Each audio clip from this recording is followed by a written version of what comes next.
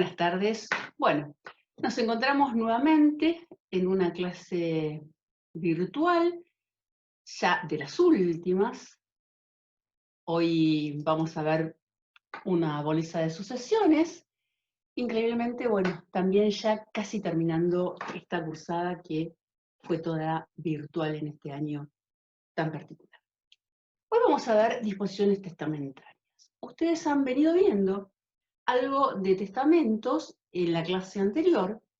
Y hoy específicamente vamos a ver el contenido. ¿Qué podemos decir? ¿Qué podemos establecer? ¿Cómo se deben redactar? ¿Cómo se deben interpretar las disposiciones testamentarias? Vamos a ver un poquito cómo pueden ser estas disposiciones testamentarias. Estas disposiciones testamentarias pueden tener un contenido patrimonial. Claramente, cuando es patrimonial, estamos hablando de bienes, de dinero, de créditos, que pueden implicar la totalidad de los bienes del testador o solo una parte de los bienes. Es decir, que bien podría el testador solo disponer por testamento de una parte de los bienes. Y el resto de su herencia se va a definir de la manera que se lo hace en las sucesiones intestas. Pero también puede tener disposiciones de contenido extrapatrimonial. Y uno, a veces, muchas veces, cuando piensa en un testamento, piensa en cosas de contenido patrimonial, no piensa en contenidos extrapatrimoniales. Sin embargo, ahora vamos a ver cómo lo dice el código, esto es perfectamente posible. ¿Y qué sería, por ejemplo, una disposición de contenido extrapatrimonial? Una disposición de contenido extrapatrimonial puede ser el reconocimiento de un hijo, puede ser la designación de tutores, es decir, una persona que tiene una enfermedad en el cual le queda, por ejemplo, de las múltiples variantes que se pueden dar en estos temas, que le queda poco tiempo de vida y entonces va previendo quién le gustaría que fueran los tutores o él, la de sus hijos, y lo plasma en un testamento. Puede ser, por ejemplo, el destino de su cadáver, si quiere o no quiere que lo cremen, y demás. Entonces, ¿esto dónde lo tenemos? Lo tenemos en el artículo 2462 del Código Civil.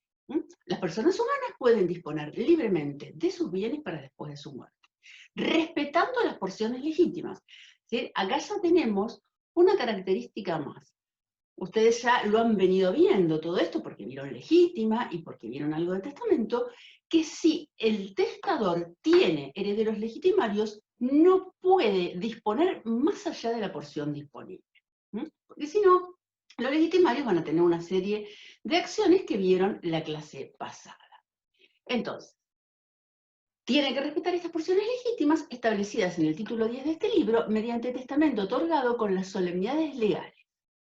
Este acto también puede incluir disposiciones extrapatrimoniales. Entonces, claramente se ve cómo se desprende del artículo esta posibilidad de tener disposiciones de contenido patrimonial y de contenido extrapatrimonial. ¿Qué puedo tener entonces? Estoy viendo de ir, que me vean un poquito y no tanto, para no tapar tanto el PowerPoint. En las disposiciones patrimoniales, bueno, perfecto, el testador se decide hacer un testamento. Bien, ¿cómo lo materializa?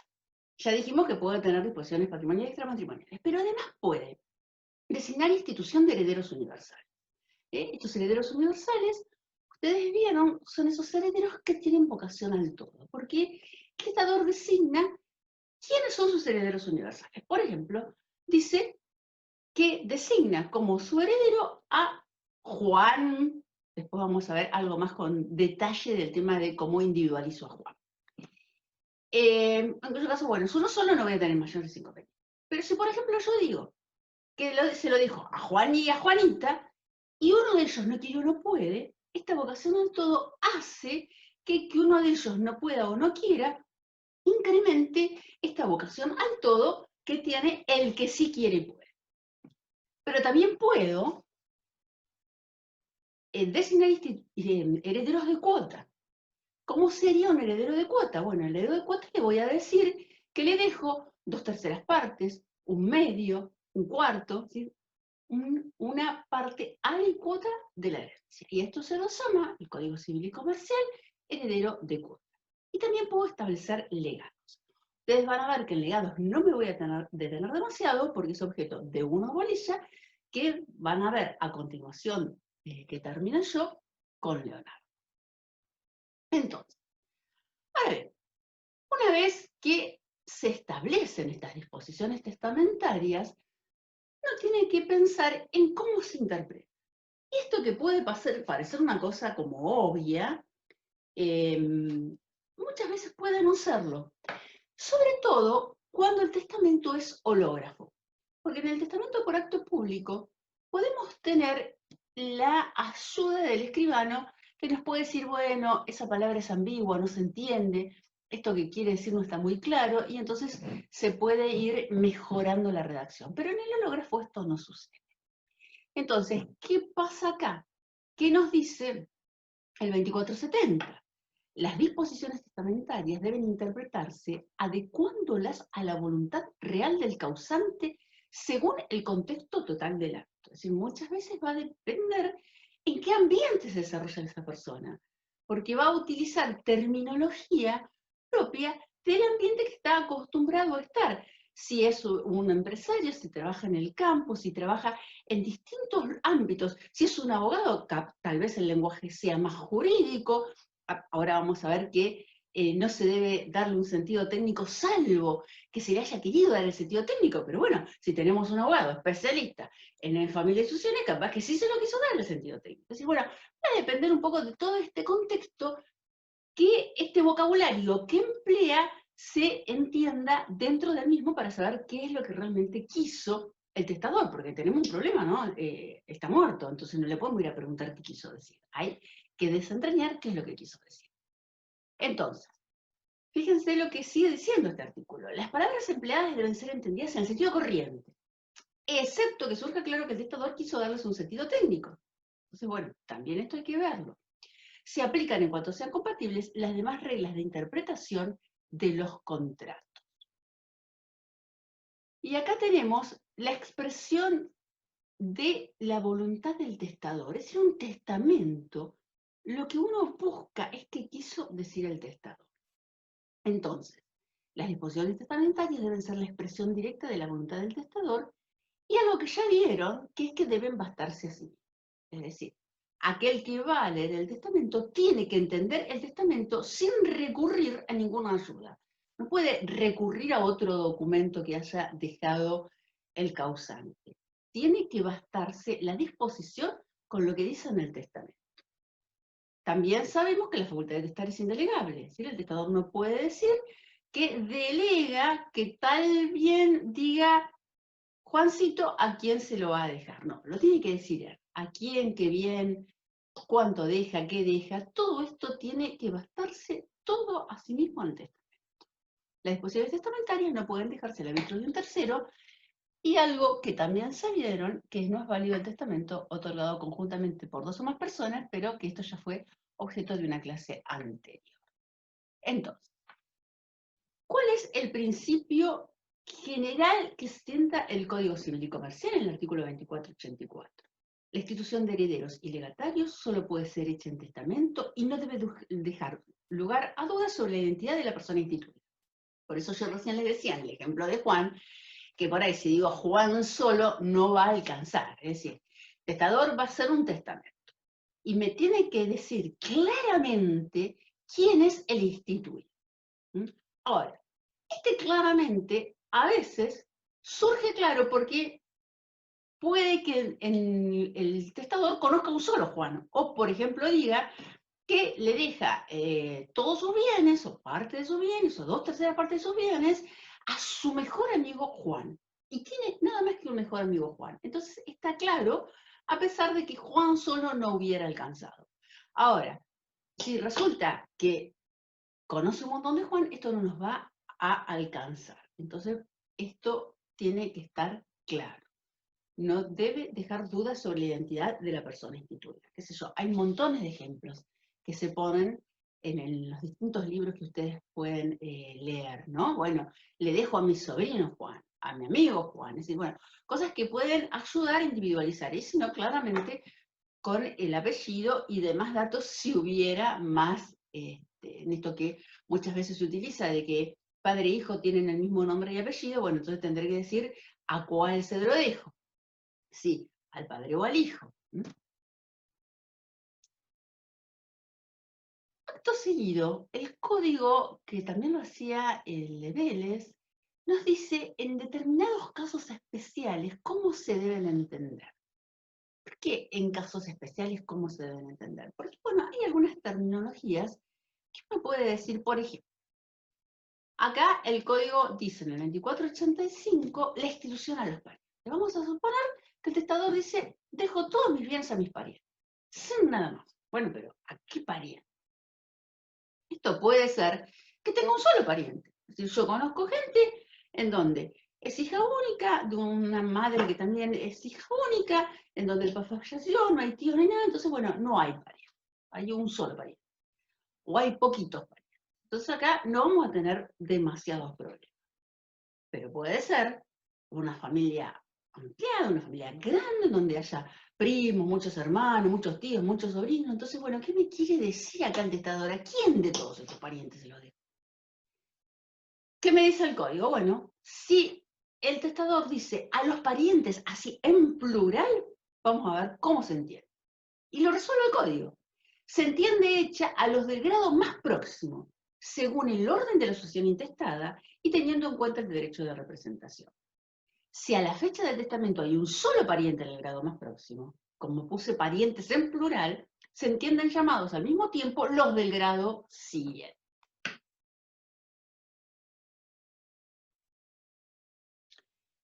¿Qué pasa, sigue diciendo ese mismo artículo, si la institución es a favor de simples asociaciones? Y no me dice a qué asociación se lo quiero dar. Solamente me dice esto.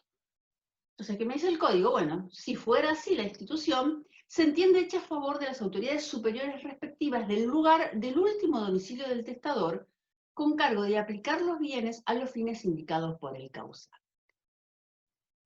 Después tenemos la institución a los pobres. Entonces, esta persona hace un testamento y dice, reflexionando en mi vida, bueno, yo le pongo un poquito siempre de algo más, voy a dejar mis bienes a los pobres. Bueno, ¿a qué pobres? Entonces, el código dice, bueno, si se dijera esto, vamos a entender que se le hace el estado municipal del lugar del último domicilio del testador o la ciudad autónoma de Buenos Aires, si el testador vivía allí.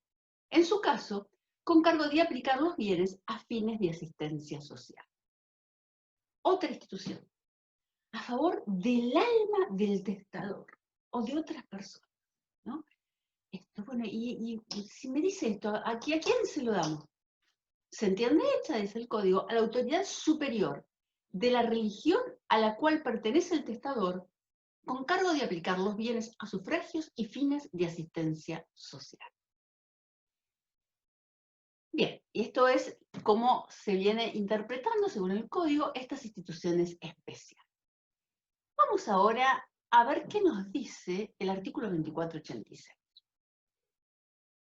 Los herederos instituidos sin asignación de partes suceden al causante por partes iguales y tienen vocación a todos los bienes de la herencia a los que el testador no haya dado un destino diferente. Es decir, es la institución de heredero universal que yo les hablé al comienzo de la clase. Entonces, con esto creo que no hay ningún inconveniente. Si el testamento instituye uno o varios herederos con asignación de partes y otro u otro sin ellas, a estos corresponde el remanente de bienes después de haber sido satisfechas las porciones atribuidas por el testador. Si éstas absorben toda la herencia, se reducen proporcionalmente, de manera que cada heredero sin parte designada reciba tanto como el heredero instituido en la fracción menor. Es decir, acá el testador se entusiasmó, quiso dejar más de lo que tenía, entonces empezó a asignar por partes. Bueno, 2/3 partes a este, una tercera parte a aquel, un cuarto, etcétera, etcétera. Entonces empezó a designar partes, pero bueno, todas esas partes o la suma de todas esas fracciones no da más que el todo. Entonces, ¿cómo se resuelve esto? Bueno, se reduce proporcionalmente y además designó algunos sin parte, Entonces, ¿cómo se hace? ¿Cómo nos dice el código que se hace? Bueno, a lo que no le puse parte, es equivalente a la misma porción que, digamos, sí, esto en el caso de que se hubieran agotado el todo, porque si me queda un plus, dijimos el remanente. Pero cuando la sumatoria de las fracciones nos da más del todo, entonces, y no asigne parte, se entiende que le asigné la porción menor de las que asigné. Ahora, ¿qué pasa si estas absorben toda la herencia? Se reducen proporcional. De manera que cada heredero sin parte designada reciba tanto como el heredero instituido en la fracción menor.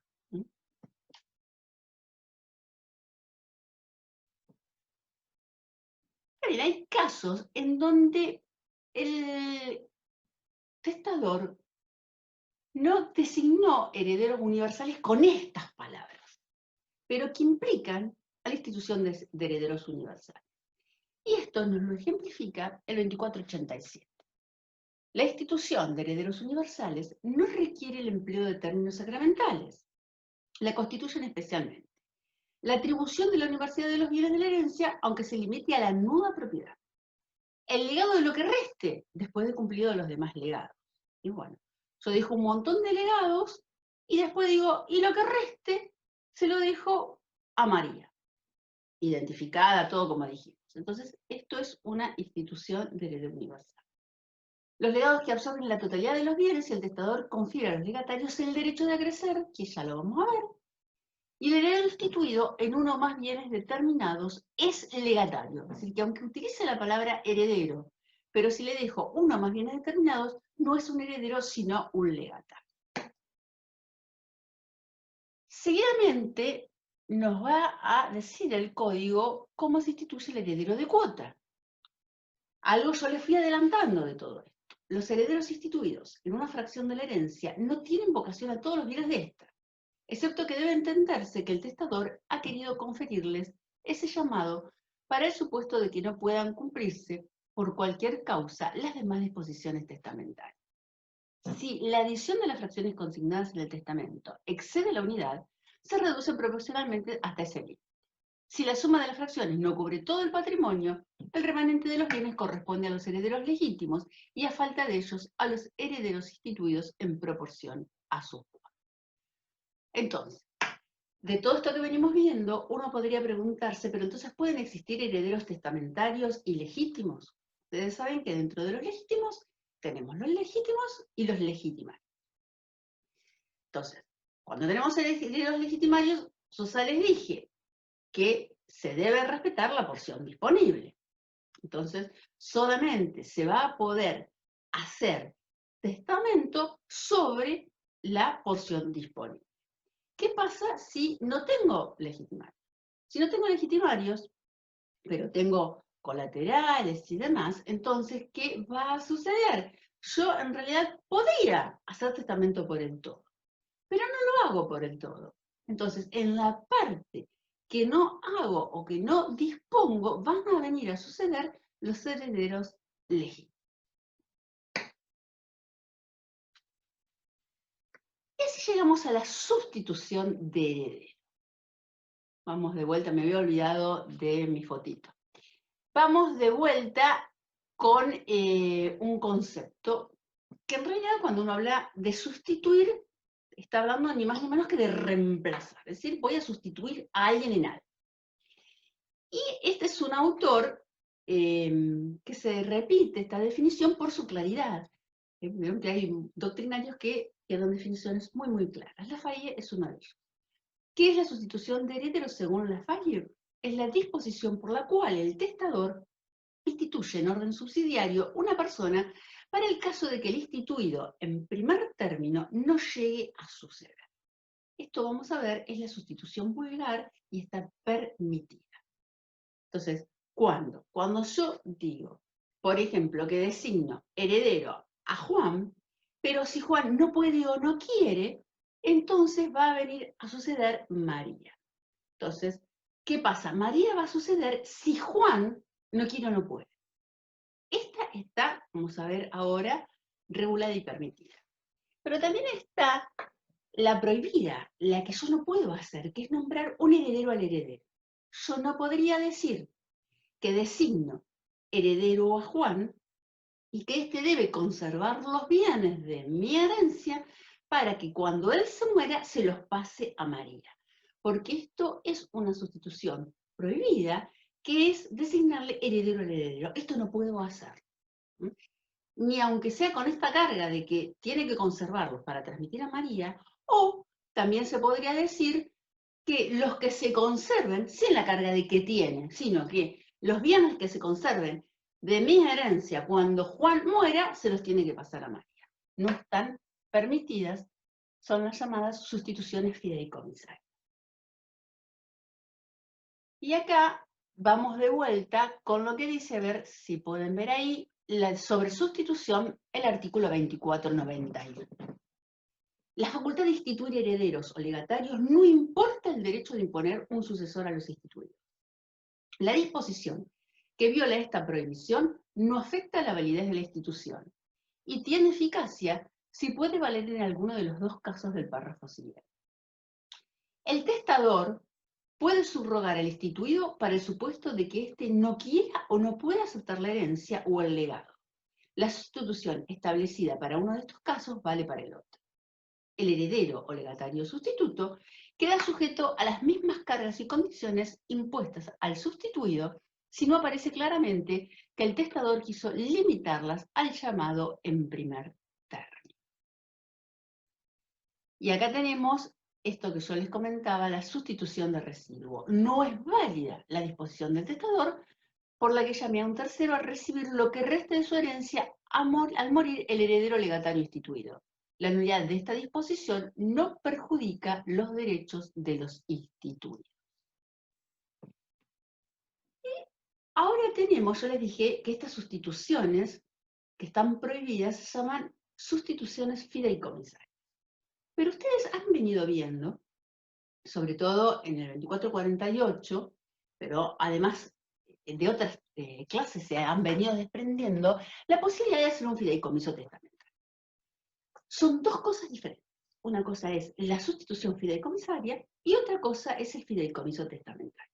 Fideicomiso testamentario dice el 2493 que el testador puede disponer un fideicomiso sobre toda la herencia, una parte indivisa o bienes determinados y establecer instrucciones al heredero o legatario fiduciario conforme a los recaudos establecidos en la sección 8, capítulo 30, título 4 del libro 3.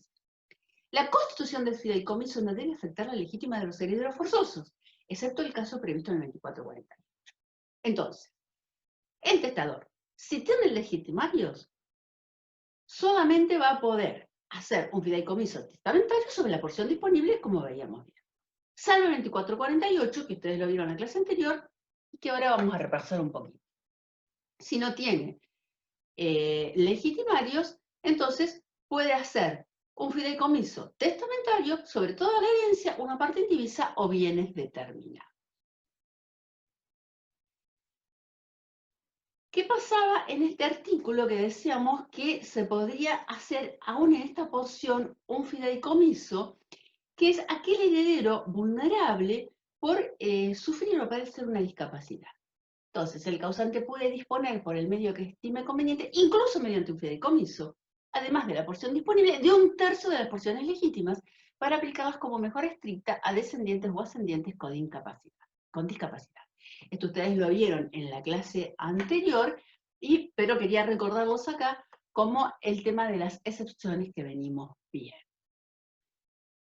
Siguiendo en esta idea y la diferencia entre la sustitución fideicomisaria y el fideicomiso testamentario, fíjense que en 1700 nos dicen, es nulo el fideicomiso constituido con el fin de que el fiduciario esté obligado a mantener o administrar el patrimonio fideicomitido para ser transmitido únicamente a su muerte a otro fiduciario de existencia actual o futura.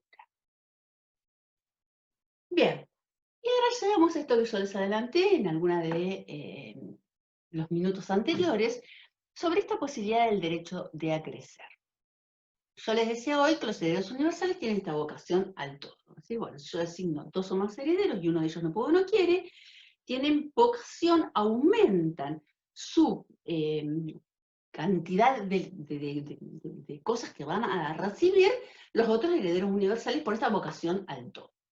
Ahora, vamos a ver qué nos dice este 2489. Cuando el testador instituye varios herederos en una misma cuota o atribuye un bien conjuntamente a varios legatarios, cada beneficiario aprovecha proporcionalmente de la parte perteneciente al heredero o legatario cuyo derecho se frustra o caduca. Es decir, acá ya tenemos un heredero de cuota o un legatario. Entonces, ¿qué pasa? Si yo le dejo una cuota, por ejemplo, un tercio, un medio, 2/3, a 2 o más herederos de cuota, entonces digo, le dejo 2/3 partes de mi herencia a Juan, María y Esteban, y uno de ellos no puede o no quiere, pongamos Esteban, entonces los otros dos van a crecer. Lo mismo me va a pasar con un legado. Los favorecidos por el acrecimiento quedan sujetos a las obligaciones y cargas que pesaban sobre la parte acrecida, excepto que sean de carácter personal. El derecho de acrecer se transmite a los herederos. Sin embargo, esto que veníamos viendo recién tiene una excepción, que es el legado de usufructo. La muerte del colegatario de usufructo posterior a la del testador no produce el acrecimiento de los otros colegatarios, excepto disposición en contrario del testamento. Esto siempre es así, ¿eh? Si el testador en su testamento me dispuso otra cosa, siempre que no afecte el orden público, la legítima y demás, vamos a tener en cuenta la voluntad real del testador. Esto es cuando no tenemos otra cosa dicha en el testamento. Bien, entonces con esto finalizamos esta clase de sucesiones y la última que doy yo, así que bueno, espero que hayan tenido una buena cursada, que terminen bien y que les haya sido útil esta modalidad. Nos estaremos viendo seguramente ya en la facultad en alguna oportunidad. Muchas gracias.